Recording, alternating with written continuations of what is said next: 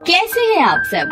हमारी कहानियाँ देखने के लिए हमारे चैनल को सब्सक्राइब। मोहन अपनी पत्नी के साथ जोधपुर नामक गांव में रहा करता था। मोहन की एक 8 साल की पूजा नाम की बहुत प्यारी सी बेटी थी, जिससे मोहन बहुत ही ज्यादा प्यार करता था। लेकिन कुछ महीनों से मोहन बहुत ही चिंता में डूबा रहता था और उसका कारण था मोहन की पत्नी का खराब स्वास्थ्य। मोहन की पत्नी को एक ऐसी बीमारी हो गई थी जिसका इलाज बड़े बड़े अस्पताल में जाकर भी नहीं हो पा रहा था। मोहन अक्सर इसी चिंता में घिरा रहता था कि उसकी पत्नी के जाने के बाद उसका और उसकी बेटी का क्या होगा। लेकिन कहती है ना, होने का कौन टाल सकता है। मोहन की पत्नी की मृत्यु हो जाती है, जिससे मोहन बहुत ही ज्यादा दुखी हो जाता है। लेकिन फिर उसे अपनी बेटी का ख्याल आता है और वो अपनी बेटी पूजा को संभालने लगता है। पूजा अभी ज्यादा बड़ी नहीं थी और उसे संभालने के लिए एक माँ की जरूरत थी। इसलिए मोहन दूसरी शादी करने की ठान लेता है ताकि पूजा को अपनी माँ का प्यार मिलता रहे। और फिर कुछ ही दिनों बाद मोहन की शादी एक विनीता नाम की औरत से हो जाती है, जिसकी खुद की एक रेशमा नाम की एक बेटी थी, जिसकी उम्र पूजा के जितनी ही थी। शुरुआत में तो विनीता पूजा की अपनी बेटी रेशमा जितना ही प्यार दुलार करती है, लेकिन कहते हैं ना, अपना अपना ही होता है और पराया पराया। और यहाँ पर भी यही हुआ। धीरे धीरे समय के साथ साथ विनीता का बर्ताव पूजा के प्रति बुरा होता गया। लेकिन पूजा को यह सब समझ नहीं आ रहा था कि ये सब आखिर हो क्या रहा है। लेकिन फिर एक दिन अचानक ऐसे कुछ हुआ जिसने पूजा को बुरी तरह से झंझोर कर रख दिया। एक सड़क के घटना के कारण उसके पिता यानी मोहन की मृत्यु हो जाती है। पूजा के पास कहने को तो उसकी माँ थी, लेकिन अब तो पूरी तरीके से अनाथ हो चुकी थी। मोहन की मृत्यु के बाद विनीता पूजा से और भी ज्यादा नफरत करने लगती है। उसे लगता है कि मोहन की मृत्यु पूजा के मनुष्यत की वजह से हुई है। एक दिन, पूजा की बच्ची कब से देख रही हूँ, आराम से बैठकर टीवी देख रही है।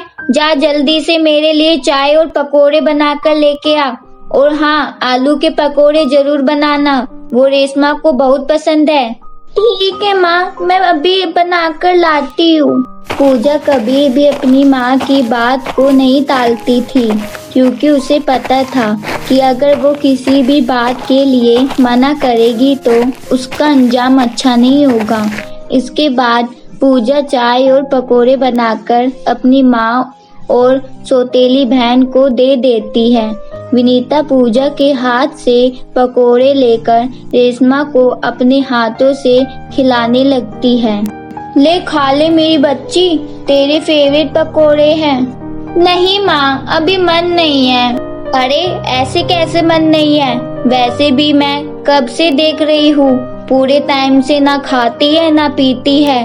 कितनी दुबली पतली होती जा रही है मेरी बच्ची। विनीता और रेशमा के बीच का प्यार देखकर पूजा के आंखें आंसू से भर जाती है और वो अपने कमरे में जाकर रोने लगती है। माँ, तुम मुझे कितनी जल्दी छोड़कर क्यों चली गई? मुझे तुम्हारी प्यार की बहुत याद आती है और तुम्हारे जाने के बाद पापा भी चले गए। मैं बहुत अकेली हो गई हूँ। मुझे भी रेशमा जैसे प्यार और परवाह चाहिए। ऐसे ही अक्सर भी विनीता रेशमा को प्यार करती और पूजा को दूध काटती।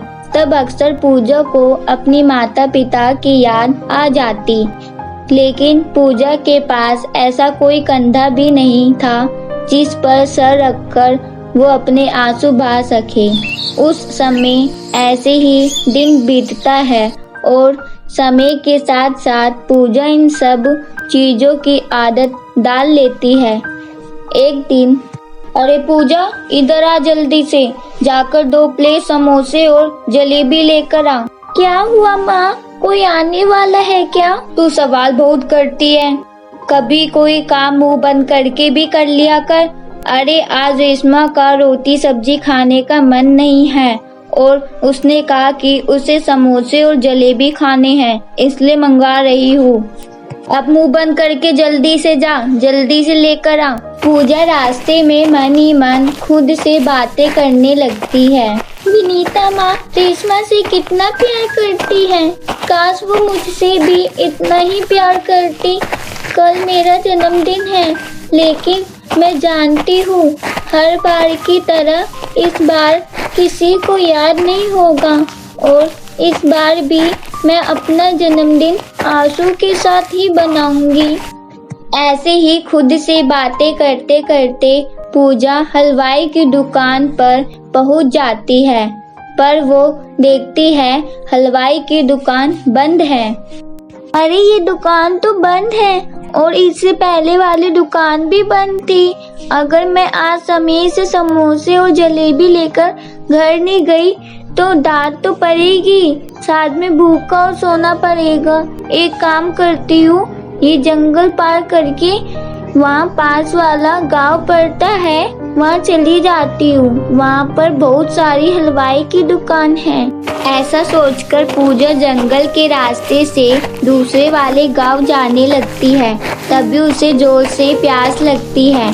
पूजा पानी के लिए इधर उधर देखती है तो उसे कुछ ही दूरी पर एक झोपड़ी दिखाई देती है। मुझे यहाँ पानी जरूर मिल जाएगा और लगता है अंदर कोई है भी। फिर जैसे ही पूजा उस झोपड़ी के अंदर जाती है तो वो देखती है कि एक बहुत ही बूढ़ी औरत बीमार अवस्था में बिस्तर पे पड़ी हुई है। पूजा उस बूढ़ी औरत से कहती है, अम्मा जी जंगल से गुजर रही थी और मुझे बहुत ही ज्यादा प्यास लग रही थी, तभी मेरी नजर आपकी झोपड़ी पर पड़ी। क्या मुझे यहाँ पानी मिलेगा? हाँ बेटी, मिल तो जाएगा, लेकिन मैं खुद खरीद होकर तुम्हें पानी नहीं दे सकती। मैं तो खुद 3 दिन से इस बिस्तर पर बिना खाए पिए पड़ी हूँ। मेरी हड्डियाँ बहुत ही ज्यादा कमजोर हो चुकी है, मैं चल तक भी नहीं पा रही हूँ। क्या तुम मुझे अपने हाथों से पानी पिला सकती हो?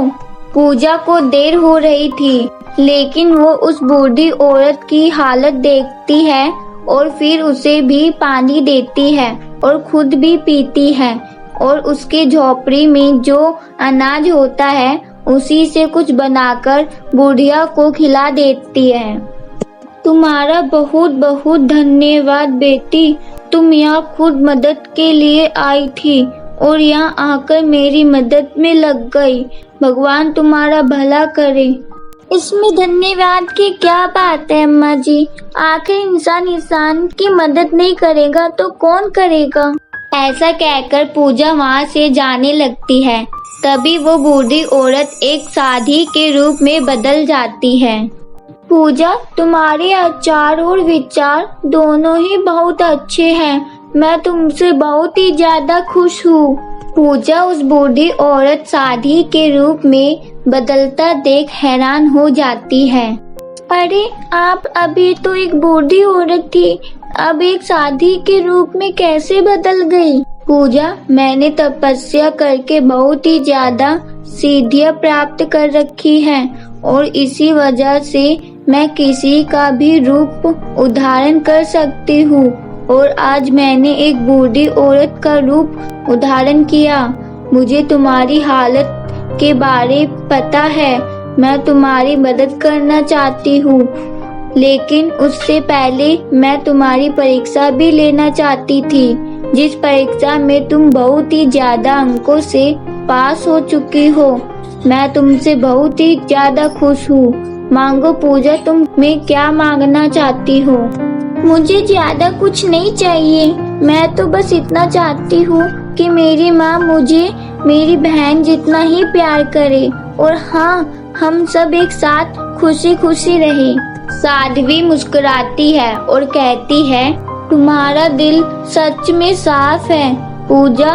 अगर तुम चाहती तुम मुझसे सोना चांदी ना जाने क्या क्या मांग सकती थी, लेकिन तुमने मांगा भी तो क्या, माँ का प्यार। इसके बाद वो साध्वी अपने झोले में से एक लिपस्टिक निकालती है और उसे पूजा को देते हुए कहती है, पूजा इस लिपस्टिक को ले जाकर तुम अपनी माँ के कमरे में रख देना। जैसे ही वो इस लिपस्टिक का इस्तेमाल करेगी उसका स्वभाव बदल जाएगा। इस लिपस्टिक में जादुई गुण है जो किसी भी बुरे इंसान को अच्छे इंसान में परिवर्तित कर देती है। आपका बहुत बहुत धन्यवाद साध्वी जी, आपने मेरी बहुत बड़ी मदद की है। इसके बाद पूजा समोसे और जलेबी लेकर घर में पहुंचती है, जहां पर विनीता उसे डांटते हुए कहती है, अरे कहाँ मर गई थी तू, कब से इंतजार कर रही हूँ मैं। माँ वो मैं हमारे गांव में 2 ही हलवाई हैं और दोनों की दुकान बंद थी, इसलिए मैं दूसरे गांव गई थी। हाँ ठीक है, ज्यादा बातें मत बनाओ और इसे निकालकर मेरे प्लेट में लेकर आ। बेचारी रेशमा कब से भूखी है। इस पूजा को उसकी बातें बुरी नहीं लगती क्योंकि वो जानती थी कि अब ये कुछ दिनों में ठीक होने वाला है। इसके बाद पूजा रात होने पर साध्वी की दी हुई जादुई लिपस्टिक ले जाकर अपनी माँ के कमरे में रख देती है। अगले दिन जैसे ही विनीता उठती है तो वो अनजाने में पूजा की रखी हुई लिपस्टिक लगा लेती है और कुछ ही देर में उसे अपने अंदर कुछ बदलाव महसूस होता है। उसी दिन पूजा का जन्मदिन भी था। पूजा अपनी माँ पिता की फोटो के आगे बैठकर उन्हें याद कर रही थी। तभी पीछे से आवाज आता है, happy birthday to you, happy birthday to you मेरी प्यारी बच्ची, हैप्पी बर्थडे टू यू दीदी। ये दृश्य देखकर पूजा के आंखें आंसू से भर जाते हैं। उसे विश्वास नहीं हो रहा था कि ये सब सच में हो रहा है। इसके बाद विनीता, रेशमा और पूजा मिलकर पूजा का बर्थडे बहुत ही धूमधाम से सेलिब्रेट करती है और फिर उस जादुई लिपस्टिक के वजह से पूजा अपने सौतेली माँ और बहन के साथ खुशी खुशी रहने लगती है। प्यारे दोस्तों, कैसी लगी आपको हमारी ये कहानी? हमें कमेंट करके जरूर बताएं। अगर आपको हमारी ये कहानी अच्छी लगी हो तो इसे अपने दोस्तों के साथ शेयर करें और ऐसी नई इंटरेस्टिंग हिंदी कहानियाँ देखने के लिए हमारे चैनल को सब्सक्राइब करें। फिर मिलती हूँ आपसे एक नई कहानी के साथ। तब तक के लिए बाय बाय दोस्तों।